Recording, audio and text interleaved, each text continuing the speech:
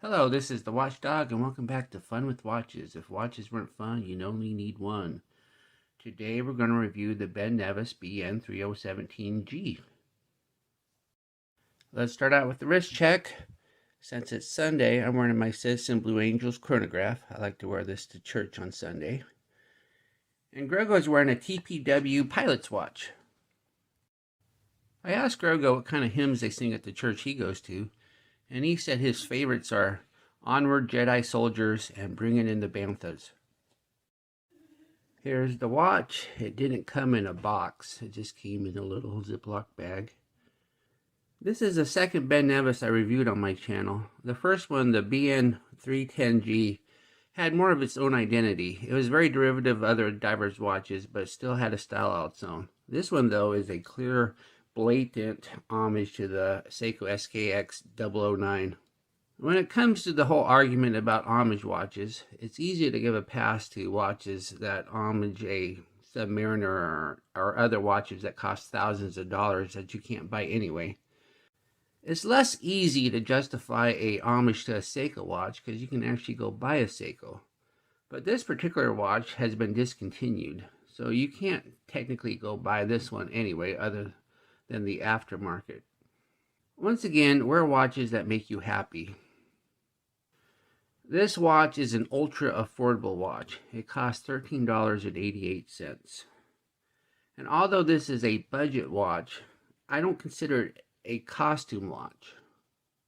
I consider a costume watch a watch that has a bezel that doesn't rotate, pushers that don't push, fake subdials, fake depth ratings, but this one is clearly a genuine watch. During my unboxing video, I wasn't sure if I was going to even review this watch because it's so similar to the other Ben Nevis as far as build quality. But one of my viewers requested a review, so I went ahead and decided to do a full review. Thank you for watching my channel, and here's a review for you. The watch is 43.5 millimeters at the bezel. I like to measure my watches at the bezel because that's what your eyes focus on. So I think if it's even a little bit wider at the case, I don't think it matters. And it's 51 millimeters lug to lug, 12.7 millimeters thick, 22 millimeter lug width, and weighs 78 grams. The case is chrome plated. This is not stainless steel. One of the dead giveaways is when it says stainless steel case back. But when you look at it up close, you can tell it's chrome plated. The bezel is a 60 click, and it makes nice loud clicks, but there's serious back play. Plus the bezel will shift back and forth. It's a loose bezel. It's definitely apparent that it's a $13.88 watch when you play with the bezel. It has a quartz movement with a day-date complication, which is kind of surprising. Usually really cheap quartz watches do not have a day-date. It's Sunday, and as you can see, the Sunday is red. And if you look at the other days, they're black. But as you can see, the English days repeat. There's not a second language.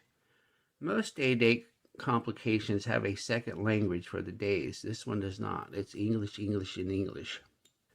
The second hand is misaligned, and you can tell that it's misaligned just because it wasn't put on correctly. It's not because of the movement or the indices. You could straighten this out yourself if you pull the second hand and put it back on.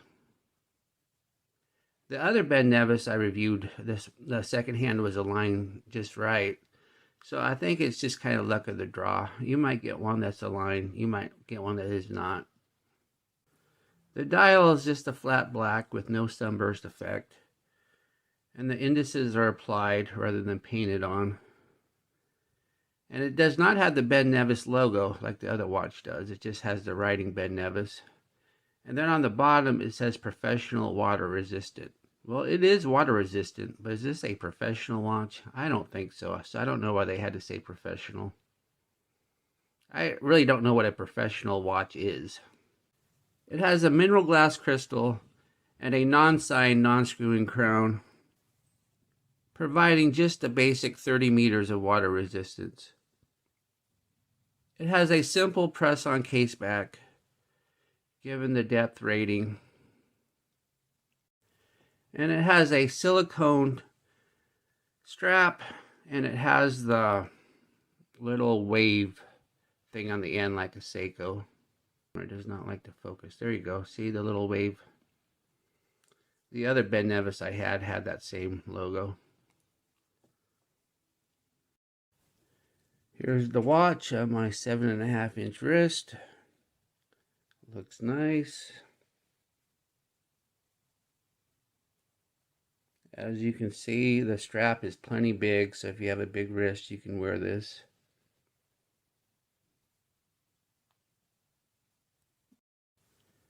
Here's the watch on a NATO strap. Since the spring bars are not really thick like the other watches I've been reviewing lately, you have to use the bottom strap on the NATO to keep it in place. But since it's only 12.5 millimeters thick, it's not really a big deal to have both straps underneath. It doesn't make it too chunky. Here it is on my No Time to Die James Bond strap.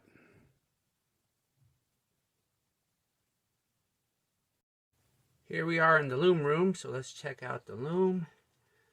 Once again, my camera is no good, so we have to charge it first with the UV light. Alright, let's give it a good zap. Kill the lights.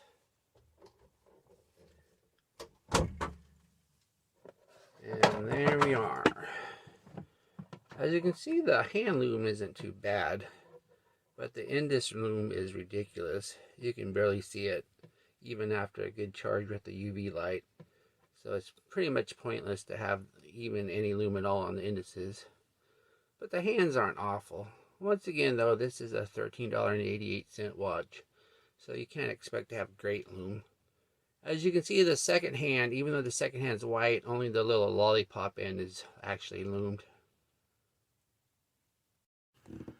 What do I like about this watch? Well, I like the fact that it has a day-date complication on a watch that costs $13.88. Usually you don't see that. And they nailed the look of the SKX009. And the bezel insert is a big improvement on the other Ben Nevis I reviewed. It doesn't look near as cheap. What are my gripes and groans? Well, misaligned second hand. Of course, you can do the little tilt to make it look lined up. And serious bezel backplay. Bezel's really sloppy. And I don't understand why there's not a second language on the day complication. It's not like it's more expensive to print a